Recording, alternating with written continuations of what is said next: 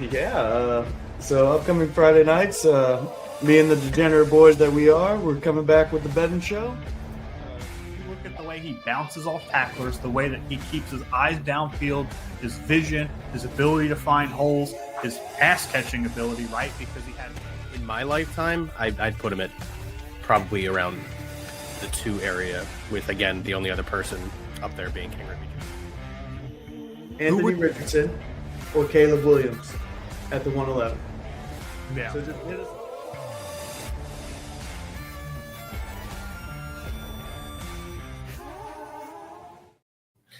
Ladies and gentlemen, welcome back to another episode of BSing Sports, where we do a little BS and we talk a whole lot of sports. It's Tuesday, so Gucci and I are doing our Boys and Bills recap show. As discussed last week, we'll obviously take turns this week. We'll let Gucci go first with the Cowboys and how they tied the Packers. I have the little ticker at the bottom. But overall, Gucci, how you been, man? I'm good, man. I'm good. I'm excited to talk about our games that we had. We had 2 very different games that we watched on Sunday. I'm excited to get into it. Excited to dig into Jalen Hurts a little bit. Just a wee bit, yeah. Excited to dig into the Cowboys defense a little bit. And just kind of overall, initial reactions to the game. And now that I've had a full 30 or 24 hours to sit on it, just kind of go into it. I'm excited for this one. It's a good one. Me too. Yeah, I mean, like I said, last week it was me first. This week it could be you. Cowboys tie the Packers. Start off.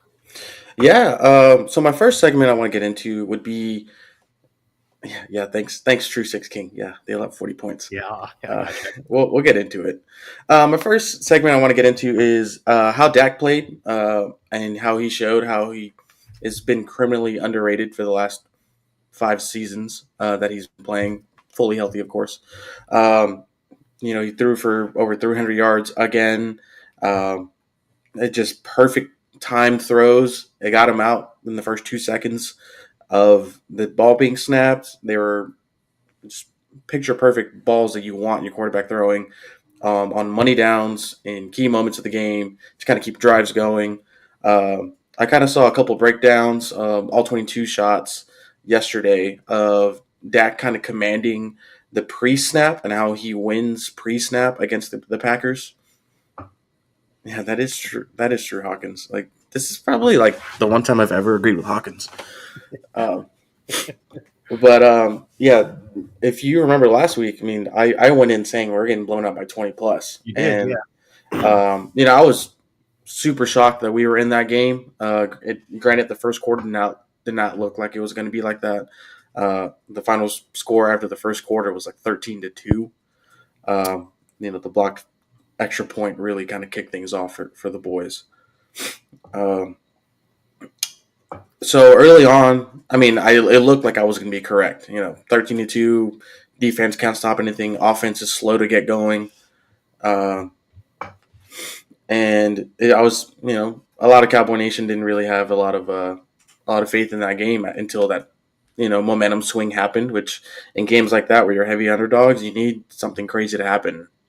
The block extra point kind of just kicked it off, returned back for 2, turned the game upside down. So I'm glad it happened. What did you think about the first 12 or 15 minutes of the game? First 15 minutes of the game, I remember actually looking at my wife and being like, yeah, I didn't really believe Gucci when he said that the Packers were just going to walk into Dallas and beat the bricks off of them. But the first 2 drives looked a lot like the Packers were about to walk into Dallas and beat the bricks off of them. And then to your point, a block field goal on a touchdown return for 2 points. All of a sudden the Cowboys technically weren't in the game, but they were, and like completely started a new motivation for the team. And the offense picked up on it. They get the ball right back. Obviously, you score 2 points, get the ball back, go right down the field and score. It's a big deal. Yeah, I would have liked for Coach Schottenheimer to go for 2 there after they scored the touchdown when it was 8-13 after the touchdown. Before the extra point was kicked, I would like to go down 3 instead of 4 there. That was my only critique of that drive. Just playing, possession scores. Games. I'd much rather be down 3 than 4 at any moment in the game, especially early on when you're trying to mount this comeback. Granted, Cowboys obviously score right before halftime on the crucial James Houston strip sack on Jordan Love. And one play later, you're back in the end zone. So, yeah, it worked out great. But it doesn't always happen that way, especially for Dallas fans. Like, it just never happens. Yeah, that's true.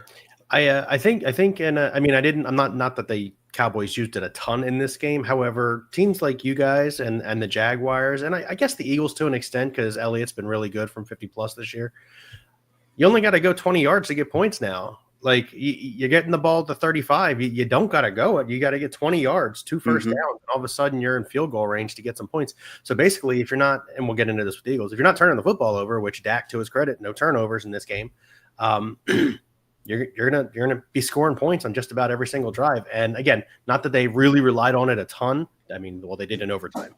Not that they really relied on it a ton, but beneficial to have a guy like Brandon Aubrey on the sideline. You know what I mean? Yeah. It is nice having that in your back pocket, and you're thinking like, okay, well, things go awry. I'm already at the 50. Like, I need 5 more yards. We're good. Yeah. I mean, Aubrey, not even so much because he can hit them from 62. Yeah. Like 50 yards out, you're good, or from the 50, you're good. Yeah. So it is a good feeling to finally have a good kicker down in Dallas. So there's that. And going into halftime, Cowboys are up, and you're like, you gonna give me hope, Dallas? Are you gonna do this to me?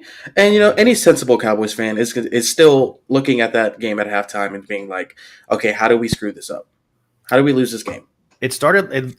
I tell you what, coming out of the half, going 3 and out, it's a real quick way to ruin it. Yeah, and that's exactly what they did. And then the Packers turn around and go right down the field and score 7. So you think, again, to your point, Cowboys fans, you're thinking, all right, well, this is what we expected, right? Like they made the adjustments at halftime. Shoddy is a brand new head coach. He's probably not making the right adjustments. This is just what it's going to look like. So to your point, I get it.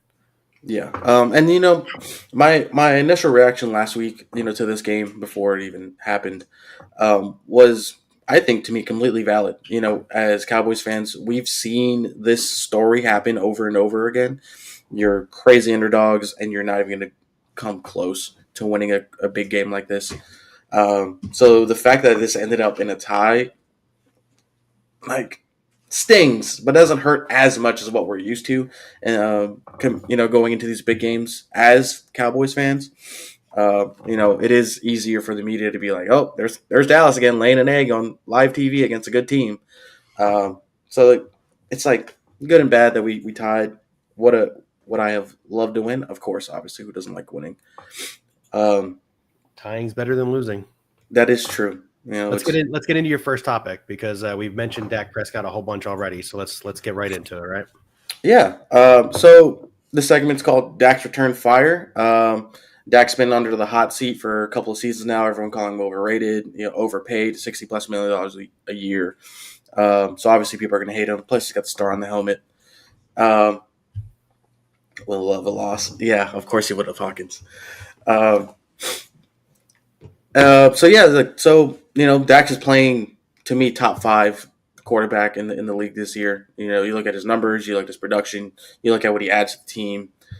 For me, it's very easily top 5, not 5 or 4, to me. Over 300 yards against what we thought was going to be a decent Green Bay defense with Micah Parsons. How are they going to change up what their schemes are going to be now that they got him? We've kind of seen it for a month now.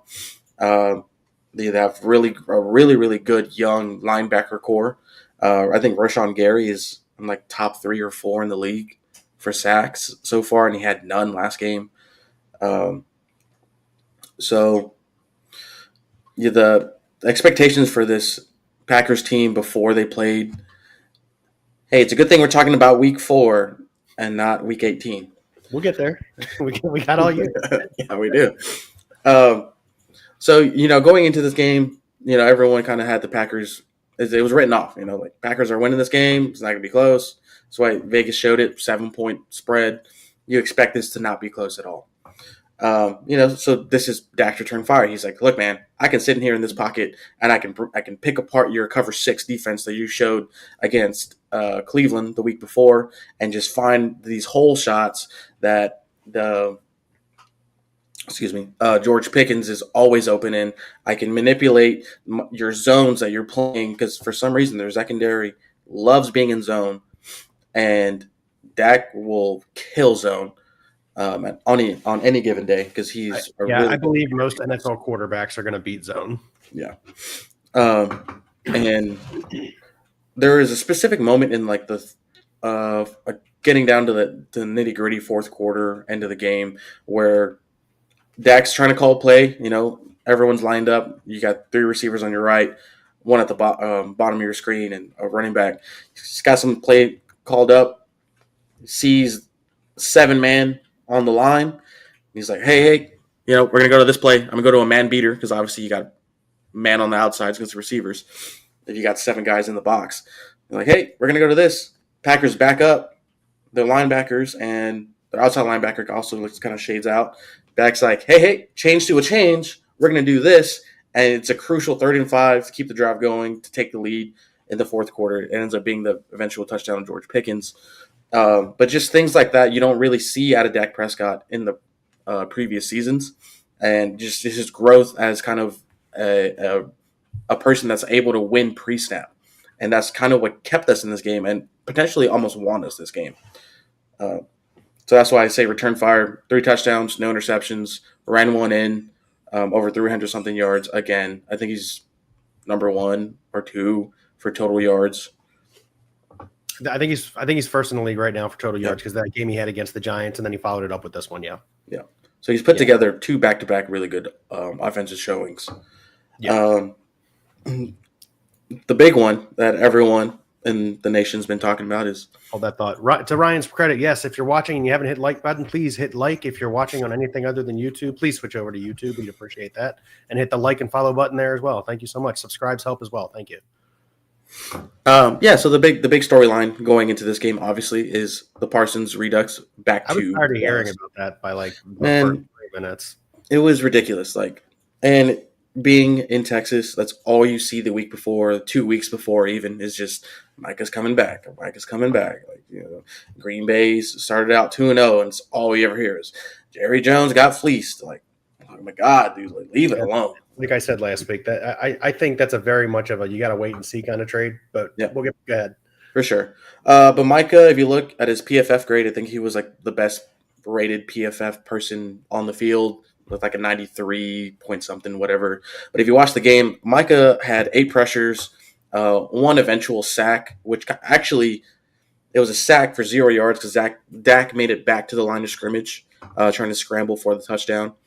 So not really a loss of yards that you'd like to see in a sack, but he did affect the game in the sense of that Dak had to be perfect. And he said it after the game. He's like, man, that number 4 over there on the other side, if he didn't play a perfect game, the defense would have looked a lot better. To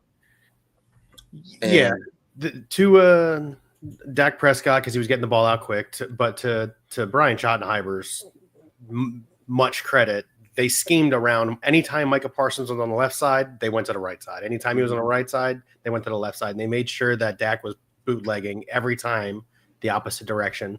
And obviously Dak makes that call when he gets out on the line and he sees where Micah's lining up. But the game planning into that, knowing hey, they're going to make a big deal about this being Micah Parsons week, and he can, get to the quarterback. They schemed really well for it. I'm hoping, and this is a question you can answer for me, that maybe the Cowboys showed the NFL a little something for the Packers, because the first 2 weeks the Packers defense looked unstoppable, and then all of a sudden last week the Browns in the last 10 minutes of the game get lucky but also win, and then the Cowboys for not even 60, what was it, 60, 50, 75 minutes really showed that the Packers defense is vulnerable and can be exposed. For sure. Yeah, for sure. The Packers' weakness on defense, which we saw Sunday night, was definitely their secondary play. I know they're a little bit banged up back there, but they have really, really, really fast athletic freaks at the linebacker position. Obviously, their D line is scary. On their D, they got Micah and Rashawn Gary, and they lost a little bit of their run stuffing ability. And that's mainly because of the Micah Parsons trade. You lose Kenny Clark to Dallas, and I remember when that trade happened. I don't know if it was KOC or who was it? The Lions head coach, Campbell, Campbell. was like, I'm not. He goes, I'm more excited that Kenny Clark is out of my division than Micah Parsons is now in it because he is a run stuffer up the gut. Yeah, and the Lions are a run first heavy team, and if their quarterback has a chance to sit back in the pocket, it's fine. Yeah. So I get why Dan Campbell was happy about it. Yeah. Yeah. So that's just something to attest for Kenny Clark's also game wrecking ability that kind of goes unnoticed because he's an interior D lineman. So watching the Packers defense, definitely you can tell that is their weakness as well. Like it's a smaller weakness than their secondary because their secondary was getting fried by George Pickens, getting fried by Kevontae Turpin, which I was talking to Ryan, and Ryan doesn't like Kevontae Turpin's hands, which I agree. He does not have good hands. And I told him, I was like, if you watch Kevontae Turpin, because he's also a punt and kick returner, he will catch every ball like this. To chest, yeah. Yes, every single one. And Dak knows that, so he's throwing him sideline balls. He's like, hey, man, you can come out of a break super quick. You can be open on that sideline. You're going to catch it with your chest. It works out both ways. Bang, boom. First down, keep going.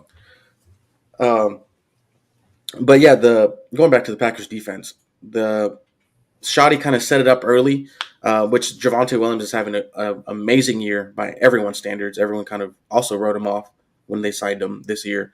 But that has been proven to be the biggest free agent signing for the Cowboys this year. Williams has been big, yeah. Yeah.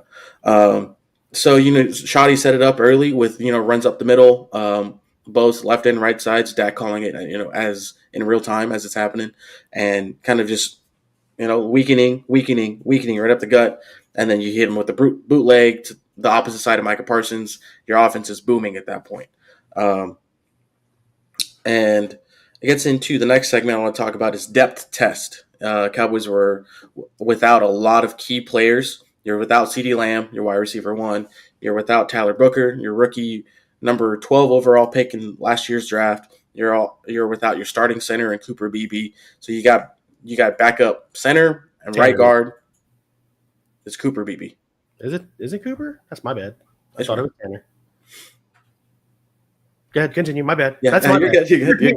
Yeah. I thought you were looking it up. No. I'm actually thinking of a pitcher. You're fine. Go ahead. Oh, okay. But especially losing your starting center, and you kind of you build that that gel that you get because your hands are here under the center, all week, and with one guy, and it changes when you got another random guy, not random, but you got the backup in, so that changes that kind of just pocket that you've kind of are just used to as a quarterback. So Dak being able to adjust, and also Shoddy, knowing like, hey man, I can't run to the right. I'm going to run left as much as I can behind my 2 starters that I got still. So he runs left a lot, bootlegs left a lot. And granted, I know during the game, the Packers defensive coordinator, which forgive me, I don't know his name, he was getting a lot of heat because as a defensive coordinator, if the offense can't run one way, why wouldn't you put your best defensive end on the other side to prevent that run happening? Just to be able to set that edge and stop the runs up that way. So that's on the Packers. It goes back to Shoddy and his game plan. They schemed really, really well to make sure that, again, to your point, they knew they couldn't run to the left side of the line. So they were only running to the right side of the line when Micah Parsons wasn't on the right side of the line. Mm-hmm. It's a lot of scheming. Yeah. And, I think that's probably Shoddy's first ever big game. And I think he coached his ass off in that second half. Second half, the receiver core comes in, Ryan Flournoy, which not a lot of people outside of Dallas really know about him. He's been on the team for 2-3 years now. Never really gets a shot until people get hurt. He came up big. I think he had like a reverse sweep called to him. He had a little out called to him. He caught it. He got his chance. He made plays to set us up to keep the drive going. In that second half, where the Cowboys went 5 for 6 on drives that ended in touchdowns. So I think that was huge into the Cowboys being successful on the offensive side of this game, which you got to have good weapons if you're going to put up 40. Now, unfortunately, you put up 40 and You gave up 40. It's the same thing. I'm sure you've seen the graphic that came out today or yesterday where Cowboys have the number 1 offense in terms of yardage and the number 32 defense also in terms of yardage. So you're gaining 420 yards of offense, but you're giving up 3. Yeah, so I mean, you can stick name any quarterback that you've ever heard of in your life, and tell them, hey, go out there and score 41 or more points a game, and you have a chance of winning the game. No one's going to be able to do that, at least more than a couple times. So the defense is rough. Jerry Jones went on his Tuesday morning radio show today, and they asked him about it. Like, hey, like you got all these picks, you got all this money that you freed up from not signing Micah. What are we doing on defense? Like, go make a player now. Like, go make a splash play trade now. And he says, well, if you look about it, look who we got coming back. Jadeveon Clowney had his first game with us, and he looked so we expect him to get better. We got Shavon Revel out of East Carolina coming back. He's coming off the ACL surgery, who is second round pick last year's draft, or this year's draft, I guess. Who before he tore his ACL in the middle of the season was projected to go early mid first round as a corner. So you're excited to see what you got in that, but at the same time, you got a player coming off an ACL injury. You can't really expect much. And then you got DeMarvion Overshown, who is definitely, his presence will be felt immediately. He's probably one of the faster linebackers in the league. And he's definitely the anchor of that linebacker core that has just been awful. D-line has been decent, I would say. Yes, you're missing, obviously, the pass rush. But, you see James Houston strip sack. He had a sack the week before as well, so he's coming out. Donovan Ezeraku had a very good game. A lot of bonehead mistakes. He's still a rookie. But he had a really good game in terms of setting the edge and kind of playing where he needs to be. And the first 3 weeks of the year, you really didn't see that out of him. It was kind of concerning. But it looks like Flus has got him in a really good spot now. Marifust Leafau, I think he's a backup. He's got to stop taking 15-yard penalties, man. What did he take, 2 of them the other night? He took 2 of them, and when the crucial one it was like 2nd and 7, incomplete pass or something like that. There's no reason to run 3 more steps and hit a guy. When that happened and they called that penalty on him, I looked over at my girlfriend and I was like, well, there's the game, because the Packers are driving. Like, they are going to score, and it's just the momentum is on the Packers' side at that point. And then the penalty happened, automatic first down. That was like our shred of hope being vanished from us when that happened. And of course, the Packers go down and score a touchdown and take the lead, and Dak has to be a hero again. And luckily, Dak was on his A game last game and put us in a chance to even win or even tie. And this leads us into my last point is tiebreaker that never broke. This was a back and forth game the entire second half. And does it suck that it ended a tie? Yes. Dak definitely had an opportunity to win that game in overtime. You have that crazy, almost Hail Mary-esque play where Micah's in Dak's face, and Dak's rolling out to the right, last second, scrambling, and just kind of chucks it up to the sideline, 35 yards down the field. And Jalen Tolbert makes an amazing catch, almost horizontal catch with his feet in bounds, to set the Cowboys up at the 10, 12-yard line. And at that point, you got all the momentum. You need to go score a touchdown there. Yeah. You run the ball 2 straight times, third down. You try to dial up a pass. Micah gets through. Dak's got to scramble. Almost has it. Dak is almost a statue at this point in his career. Broken leg, 30-something years old now. He's not as mobile as he was. Micah's going to catch him. Micah caught him. There's the Micah sack that I say saved the game for the Packers. You settle for the field goal at the 6-yard line. Yeah. Hurts. Yeah, but then you look back and you look at how the Packers kind of fumbled it up too, because the Packers had 3 minutes on the clock and they were inside the 20 and ran it instead of trying to take a shot at the end zone. And then it was like the Packers decided inside the 20 they wanted to play for the tie, and I didn't really understand that. I went and looked at it obviously the next day.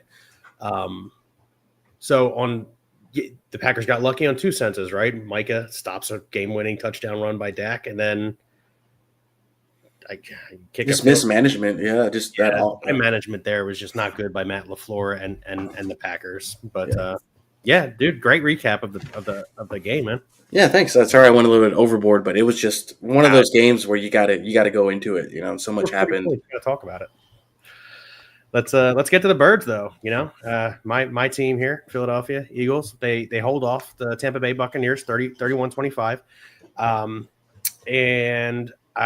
Listen, this is kind of the opposite of what you guys dealt with, right? The Eagles were on fire to begin the game. They get a block punt, return it for a touchdown, go down the field back-to-back drives, score touchdowns. Feels great, and then they even kick a field goal right before half. They go into the half up 24-6. It feels real good. And then the Eagles offense completely shuts down. Jalen Hurts has 0 passing yards in the second half. Now, listen, I'm going to be in the corner, like the way you and Ryan said on Saturday night, wins are not a quarterback stat. I totally get it. Dak is 1-2-1, and he's got the most passing yards in the league right now. And Dak is playing really well right now. On the flip side, to my point from a little bit earlier, Jalen Hurts is not turning the football over.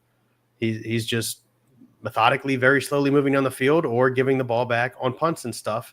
And unfortunately, the defense, Vic Fangio's defense, gave up 2 home run balls in the second half. You take those 2 things out, which, listen, I think we could talk about it for the last 2 years. That's not something Vic Fangio defenses do. They don't give up the big home run ball, and they did it twice in this game. So the game looked a lot closer than it actually was, in my opinion. I agree. There were things that went wrong for the Eagles and went well for the Buccaneers in the second half. But the 2 biggest ones are the one up the sideline to Bucky Irving and the one across the middle that Reed Blankenship and Andrew Makuba both missed by inches. That Emeka Ekbuka catches and then runs down the field. So 2 plays that Vic Fangio defenses just don't give up happen. You get 14 points off of them, but when the Eagles needed a play out of Jalen Carter and some other playmakers, they get them. They get the interception there in the end zone, stop the drive there. And then technically they hold the Buccaneers to just a field goal in the fourth quarter, which is huge again because your offense isn't scoring any points. Right. Which leads me to the next thing. And you don't watch as much Eagles as I do, so really it'd be like you asking me, you think this is Patullo or Hurts? So go ahead, fire away. Do you think this is Patullo or Hurts, Ryan or Bill? Sorry, I think it's Kevin Patullo. And here's the reason why: is in the first half of the Rams game they were played too conservative, and in the second half they forced Jalen Hurts to play good football, and he did. And in the first half of this game, you weren't conservative. You had him throwing the ball every other play. You were trying to set up the run, and he was successful with it. Then you came out of the half. You ran the ball 3 straight plays out of the half, 3 and out. Not good. Not strong. And then the next drive, you threw it 3 straight balls directly to A.J. Brown. None of the passes were specifically good. None of the route designs were specifically good. And it just looked bad. Like you didn't really want to throw the ball, but you also didn't really want to pass or run the ball. And that's scheming and that's play calling to me. And I say that because of how good Jalen Hurts looked for 4 straight quarters, covered by the 4 bad quarters, Right. So for me, I'm looking at it as look at what he is doing when you're giving him the chance to do it versus, well, you can't tell me that the Buccaneers defense really stopped them from gaining 0, like any yards in the second half. That's play calling. Yeah, for sure. And I actually sat down and watched this game. I did not go golfing this Sunday, so I was able to sit down and watch all the noon games. And when I was watching this game, I had this in mind. I don't know if it was you or Ryan mentioned Patullo or Hurts. We were talking about it, I think, Saturday. And I was thinking about that, as the game was going on, and specifically in the second half when it was just Nightwing Ken Brandt. Specifically in the second half, I'm thinking about this. Is this Patullo or Hurts? And I think this is on both of them. But I want, as a outside watcher of the Eagles, I'd say this is 80% Patullo, 20% Hurts. I would say Which, that you can't take all the blame off of Hurts. yeah, and I don't blame Hurts for his portion, his 20% fault of this. It's because, man, Hurts is spoiled back there. You know, he has the longest time to throw the ball, and that's just not me saying Seconds, that. yeah. Yeah, he's got over 3 seconds every single time. The pocket is just a perfect little bubble around him every single time, and so he's spoiled. And Ryan said it in one of the group chats, or maybe to me, that he holds on to the ball way too long. He does. Why? Because he's got all the time in the world. So If you start getting comfortable back there, you start making mistakes. yeah, and I say 80% Patullo in the second half because Hurts had 0 passing yards in the second half, but you throw the ball for a total of 8 times in the second half. So you're playing. You're from an outside perspective. You are calling this game to run the clock out. You know you have Hurts. You know you have Saquon. You went too conservative. Yeah, and it's. I don't think that's the Eagles' brand of football on the offense. You have 2 great receivers and a surefire safety net in Dallas Goedert. I don't know why you would play that way. So, to your point, you said we got 2 great wide receivers and a good tight end. One of those wide receivers after the game makes a tweet. It's cryptic. It's not an "I'm unhappy" tweet, or I'm sorry, X, whatever I don't know what you do on X. I guess you just X on X. I don't know. You post on X. Okay, well, he posted on X, and it's a cryptic tweet. It's not a very specifically unhappy tweet. Nick Sirianni was asked about it earlier today. And he said he's talked to AJ. AJ has shown no signs of being specifically unhappy, frustrated, that he's not contributing the way he wants to. He's a competitor, but not that he's unhappy with the situation. You go back and you look at the game. He was targeted 9 times. I think only 4 of them were catchable, but he was targeted 9 times. Right. So, I mean, it's hard to be unhappy when you are being targeted. But again, I do also believe I look back at him and I think I'm being generous with 4 of them were catchable. He caught the 2 that were absolutely catchable. 2 of them, maybe you don't come back for a back shoulder throw. Maybe you catch that one up the sideline, and then maybe one of the ones across the middle. But that back shoulder one Hurts through a goal ball and not a back shoulder. That one was on Hurts. It is because it should have been a back shoulder throw because the corner had top beat on him and the safety was over the top. It should have been a back shoulder throw. Jalen threw the go ball. I agree that it should have been a back shoulder throw. However, safety was slow getting over there. If he does continue to run the go ball, maybe it's a catch. That's all I'm getting at. Yeah. But again, maybe I'm stretching for a catchable ball here, right? But again, looking at it statistically, he was targeted 9 times. Devontae Smith was only targeted 4 times. He got 2 receptions. Dallas Goedert was only targeted 3 times. He got 2 receptions. Grant Calcaterra targeted once. So, if you're looking at the grand scheme of things, you got 9 of Jalen Hurts' 24 targets. How unhappy should you be acting? Right. That's all I'm getting at. There is one play that I will say, if you're a receiver, you look at good receivers on bad teams. So when Pickens was on the Steelers his last year, let's name another good receiver on a bad team currently. I can see Jefferson getting mad currently. Carson Wentz is throwing him the ball 13 times a game right now. I think he's probably happy. Right. With Carson so Wentz. where I was, that's true. But where I'm getting with is you're a great receiver and you have bad thrown balls your way, where you make insanely great crisp routes and you're open. You have 3 yards separation. You're NFL open, and the ball is not Jalen's double pumping. Yes, he is holding on to it, and that's where I can see AJ getting unhappy. Where you're like, dude, I am routing this dude out the fucking ass. Throw me a catchable ball. Instead, Jalen's lofting it. It's super late. It's a little bit behind me. Backers time to get there. Yeah. It's another one. I think AJ ended up catching it where it was like running. He's running one way and the ball's here, and AJ makes an incredible catch on a slant or an in. I want to say, but that was because it was late. I think that ball was tipped. Was it? Yeah, I think that ball was tipped. I know which one you're talking about. Right. Uh, So no, I agree. Jalen's got to get the ball out and it's got to be on time. So like if you're doing a quick 6-yard in, the ball needs to be out before his foot hits the 60-yard. Like the ball's got to be out. And I think that's just timing right now, right? It is technically a new offense with Kevin Patullo there.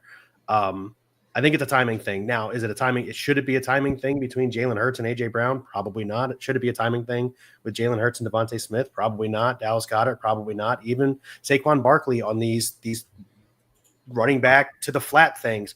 Why he's waiting so long to put the ball in his hand, I don't know. So there's that 20% for Jalen Hurts. Now, do we know for sure that on those running back outs, Saquon's the first read? No. Do we know for sure on those outs that AJ is the first read? No. So do we know for sure that's where the ball is supposed to be going? Or is he looking for something somewhere else and then has to come back to it? Maybe. But that's the 20% that I would put on Jalen, is that he's not getting the ball out fast enough. Right. And I would agree with you on those Saquon routes where he just kind of just hovers out to the side in the flat. That those are generally check down routes for your quarterback to have a nice completion, get a couple yards. I mean, I get that, but he's Saquon Barkley, and he's proven he can make at least two people miss. That's true. For me, it might be a check down route, get there faster. Like if you're taking that much time to find out that he's your last read, that's taking too long. You've got too much time. Yep. Well, I mean, he's also spoiled, going back to what I was saying earlier. He is spoiled back there. He's like, I don't got any pressure to deal with. I'm going to sit back here as long as I can. And if nothing is open, I'm taking it. Like, I'm tucking and going, Yeah, which can lead to making mistakes. That's the other thing he's not doing this year. He's not running the ball. I think he led. He ran 9 times for 62 yards, but he's not doing it. It's more designed this year than it has been in the past. Like usually it's like, no, because it's always not even. Yeah. But he's not scrambling for runs as much as he used to. Now it's like once or twice a game, whereas it used to be like once or twice a drive. But hey, if that's what's going to help you win football games, start doing it. I don't give a shit. Just the win column is what matters to me. But speaking of Saquon Barkley and those little flats, he can't get the run game going. Part of it is the offensive line not being 100%. Lane Johnson goes out in the first quarter. Again, we know Landon Dickerson's playing with a messed up knee and a bad back. Mm-hmm. The only two healthy ones that it seems are on the field right now are Jordan Mailata and Cam Jurgens, and they just can't block 5 guys. They just can't do it. Yeah.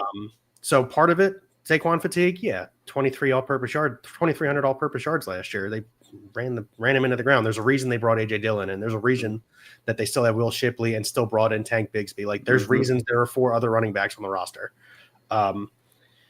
My concern is you're not using those guys enough. If Saquon is in fact fatigued, I'd like to see A.J. Dillon just a little bit more. 3 carries for 17 yards. That's better than the average Saquon had at 19 for 43. Yeah. Show me Will Shipley occasionally on a third down. Like just mix it up just a little bit. Yeah. But on the flip side of that, let's go back to the Patullo thing. 3rd and 6. I'm sick of seeing runs. Why are you running the ball 3rd and 6? Like, I know that last year it was a first down. It's not this year. You have to adjust. Yeah, for sure. Yeah. Yeah, for sure. I was talking about this with Ryan over at the Expo back in August, and he was like, and he called it out like exactly how it is, which I hate when he's right because he's right a lot of times. He was like, he's right too often. Yeah, way too much. He was like, expect Saquon to take a big step back. Like, there's no way. Not many people that have back-to-back 2,000 all-purpose yard seasons. So, he saw this coming, and to his credit, he got it right. Yeah, Saquon, there's a little Saquon fatigue there, but at the same time, when you can't throw the ball or you don't scheme to throw the ball, you should be running the ball with the best running back in the league. I would agree. Listen, he's going to have a step back here. You're not going to run for I've been saying this since he did. You're not going to run for 2,000 yards 2 back-to-back seasons. However, he's still on pace for 1,400 plus. Right. And that's still a good season. Like, he's still a good running back. Yeah. You got to scheme it better, though. Again, so here's the other thing that I saw, and I don't know how much you've looked at it. When they're running the ball, they're doing 3 tight end sets. Yep. They're like bringing everybody into the box to try and run the ball. And I understand, you get your big guys in there, you try and create separation with your big guys. I would like them better if they put 3 wide receivers, 1 tight end on the field, spread everyone out, and then did a draw play, because that's what's going to get you 6 yards. For sure. Yeah. And for sure. I'm watching the game thinking about this. I'm not an offensive coordinator in the NFL. Like, how is this guy, Kevin Patullo, not looking at the video and thinking to himself, man, maybe I should take 7 guys out of the damn box to run the ball. Yeah. So Saquon fatigue or Kevin Patullo? Hawkins says teams are constantly loading the box more. Well, yeah, they want to stop what happened last year. Saying, yeah, exactly. The tush push fake was great. Hey, listen, that actually is a genius play because everybody's selling out to stop Jalen Hurts going for 2 yards up the middle. That's a brilliant move. Now you've got them guessing. They can't load the box as much. Even just by doing it one time, they can't load the box as much. Yeah. So I like that. Tim Hawkins says passing more frequently will open up the running game. I do believe that because we've been saying it for years that, especially with the Eagles, you set up the run with the pass. You don't do it the other way around. Because your quarterback can run, because you have the best running back in football, you set up the run with the pass. Yeah, for sure. And I think going back to the Saquon fatigue, I think it's statistically less likely that you're going to get a lot more or the same amount of Saquon home run kind of just giant plays where he takes it 60 plus to the crib. Because, last year it seemed like he had one every other game. And when he has it once or twice a game, it's like, well, shit, man, like we got this. We're in control here. We can do whatever the hell we want on offense at this point. Because all else fails, we're running an outside zone to Saquon, and Saquon's taking it to the crib. So that was the success point of their offense last year, was having great blocking on the outside and inside zones for that matter. He had probably the best O-line in the league last year, fully healthy. And you could just do anything you want as soon as Saquon got going because, hey, teams are loading the boxes to stop Saquon now and putting a lot of edge pressure to stop the outside zones. Cool. A.J. Brown, here's this cool post route. Cool. Smith, here's this cool inside route. Go be shifty and untackleable. Go. Give me 7 yards. Give me 8 yards. Yeah, exactly. You don't need the big. They don't. And I think that's part of the problem is they are sending somebody up the field every single play. No. And they need to stop doing that. They start with the short stuff and then expose the safeties. Start with the short stuff and then expose the safeties. ADW The Beat, thank you for joining. I appreciate you joining. If you haven't done so yet, please go to YouTube and subscribe. We appreciate you. He says, what do you think about Howie going after Rick Woolen for a long-term cornerback number 2? Here's my opinion on it, is if Howie Roseman has not already brought in another corner, they see something in one of these young guys. None of us think it's a Dory Jackson. But they see something in one of these young guys. Keely Ringo didn't play super poorly.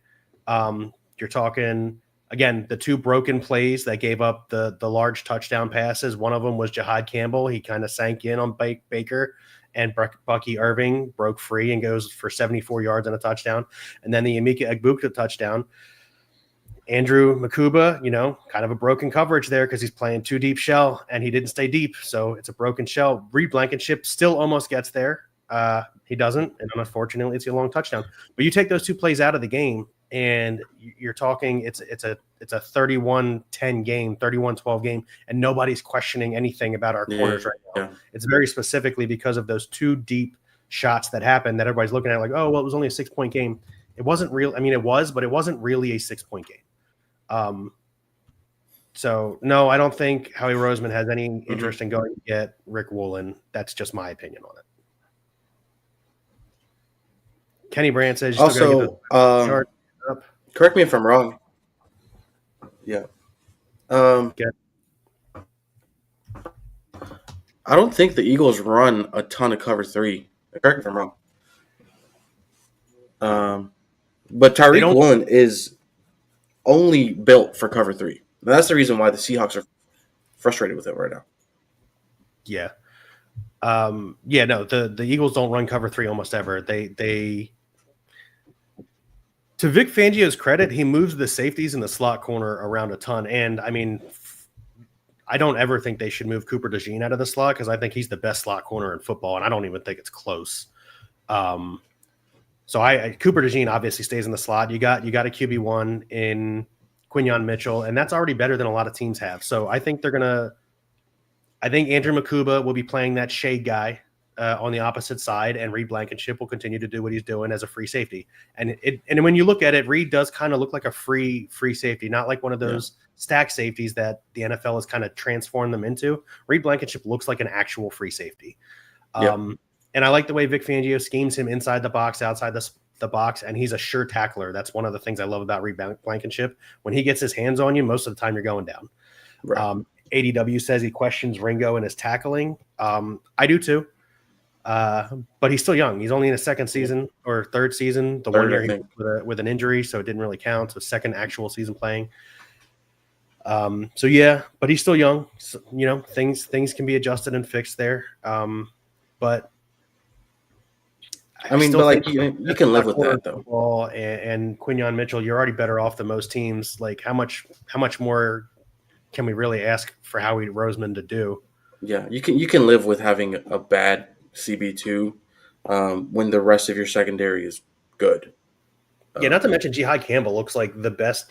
He's looking like defensive player of the year, and we got him at 32. Rookie defensive player of the year. Sorry, yes, rookie defensive player of the year, and we got him at 32. Like, yeah, looking really. Yeah, there goes Hawkins. Hey, listen, if teams are targeting cornerback 2, it's up to Vic to scheme better. I firmly believe that Andrew Makuba is going to be a shade guy on that side of the ball. I like Andrew Makuba. He's a rookie, yes. However, he's very quick, and he's going to make mistakes like he did on Sunday. But there are worse things than making a mistake when you're up by 3 touchdowns. Perspective. Ryan's not actively watching because yes, Bill did say he got beat. I did say Campbell got beat on that Bucky Irving. But I mean, it's a rookie. Like I'm sure there's Jared Verse plays where he gets beat pretty bad, or he makes a wrong gap fitting his happened in the division game last year. Yeah. Like it's it's going to happen. They're rookies. They're going to make mistakes. They're going to get better. But cornerback 2, yes, I've got some concerns. Yeah, there is. No, I'm not. Also, you hide a bad corner, specifically CB2, with cover 6 and a good pass rush. Yeah. You throw that corner into like a Tampa 2 sometimes, kind of just put him in a lower 7 yards in nest. I'd say so. You can see them. They might switch to that on that side, on that half of the defense. You can man up everywhere else, or you can just straight up just play Tampa 2. That is the meta currently, and you'll be all right. The pass rush is outstanding. So I mean, yeah, CB2 isn't necessarily good on the Eagles right now, but I mean, I don't think you shouldn't fret about it. That's not going to lose you a game. No, I would agree that CB2 is likely not losing you a game, especially when you consider a lot of teams don't like, especially with CeeDee Lamb going down, right? Like, and Malik Neighbors has gone down. Tyreek Hill just went down. There aren't a lot of teams that have 2-star wideouts anymore. Like the Eagles are one of them. The Bengals are one of them, but they've got Josh Browning throwing the football for the next 3 months. It's a cornerback 2 is not the worst spot to be weak. I like our linebackers. I like the schemes that Vic Fangio's drawn up. I like our safeties. I like Reed a lot. I like Cooper a lot. I like Quinyon a lot. Jalen Carter is one of the best defensive tackles in football. Jordan Davis looks like he's finally realizing his potential. And we're getting a lot out of our – it sucks that Nolan Smith is injured, but we're getting a lot out of our defensive ends. Uke had a nice game, and Ojomo had a pretty decent game. Ryan's point, lane discipline was pretty good most of the game. Baker wasn't able to scramble like he did the week before against the Texans, which is really good. And that was mainly in part to a big guy you forgot to mention on your defense. The big, bald motherfucker I cannot stand. Zach Bond. I love Zach Bond. God, I cannot stand him. Yeah, so I like. There's a lot of things I like about the Eagles' defense. I'm not super concerned about cornerback 2. But yeah, let's get into our final thoughts here in our 49th minute. You can start. Cowboys. There might be some hope this season. You're going to win a little bit more games than expected. Packers game showed you that. Defense will get a little bit better with the return of a couple of key starters that are currently out. Not all hope is lost. I need to say that to myself as well, because last week I was a giant disbeliever in how we were going into that Green Bay game. But Dak playing at this MVP level, we have a chance to sneak into the playoffs. Mark my words. Eagles, figure out your offense. You guys got an easy one coming up this week. Yeah, we got the Jets, I believe. You are in New Jersey, but you do have the Jets. You open up as 2.5-point favorites, which doesn't seem high enough to me. Interesting. The the Broncos come to Philadelphia. Spread theirs opening at 3.5. Broncos did play well last night, but against the Bengals, so kind of give and take for the fact that the Bengals could not move the football. There were times where Bo Nix missed a couple of good throws that I thought he should have made. However, then he turned around and made some throws that I didn't think he should. So, there were some give and takes. J.K. Dobbins is obviously a phenomenal running back. I'm glad he's finally getting a shot after all those leg injuries. And yeah, that should be a good one. I've got the against the Jets. No, I don't think road favorite 2.5 is enough against the Jets. Jets haven't shown us a whole lot yet. They had a great week 1 against the Steelers. They put up 30-something points. I know in the week 3, Tyrod Taylor played. I guess they didn't look terrible last night, but they did lose to the 0-3 Dolphins. They looked. I thought they looked terrible. Lots and lots of penalties. Lots and lots of penalties. Yeah. Yeah. That is one thing. I real quick, one sentence, and that's it. Cowboys did not have this year so far have not been as undisciplined as they were during any point of the last. Yeah, just really a foul, bonehead mistake, almost cost us the game entirely. That was an untimely penalty. Penalties are going to happen, but the last coaching regime, at least 12 penalties a game. This one, you're averaging 3 to 6. I could deal with that. That's fair. I'm happy with that. Look, you're going to have penalties throughout the game. Nobody's perfect. It just, hopefully they're not costly and timely, Right. But yeah, that's gonna do it for us here on our Birds and Boys show. Thank you for joining us on BSing Sports, where we do a little BS and we talk a whole lot of sports.